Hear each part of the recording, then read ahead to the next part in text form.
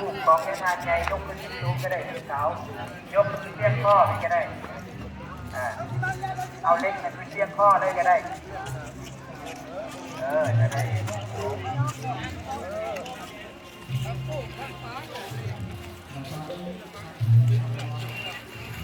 เราจะไปวางใส่หัวยังคู่ได้ไหมออกเลยผู้ใดลูกไก่ข้อไก่ข้อไม่ใช่ที่กล้องนี่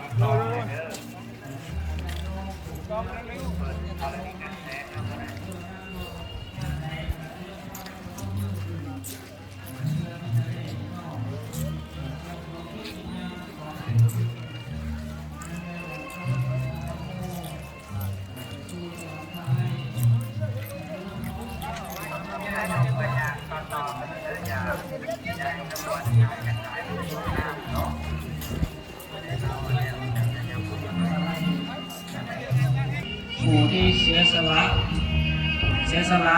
จากโลกมาสู่ทางธรรม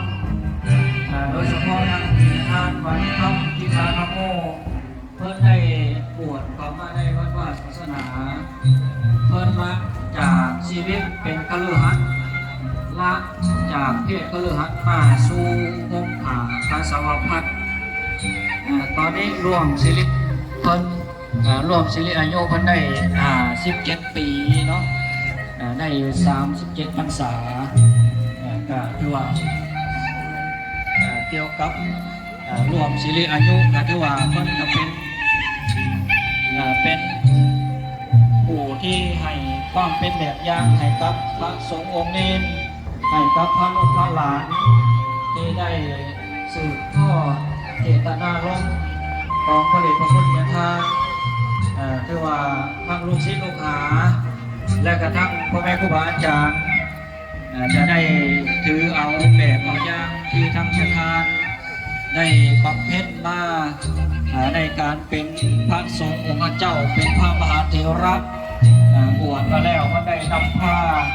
ปฏิบัติศาสนกิจกับเคลื่อนเวียนงานศาสนา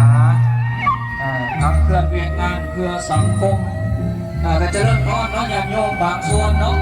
ก็ได้เข้าร่วมในการแห่อ้อมวัดอ้อมอิสริมทีนิมนต์พระแม่ครูบาอาจารย์เนื้อแต่สามเณรส่วนหนึ่ง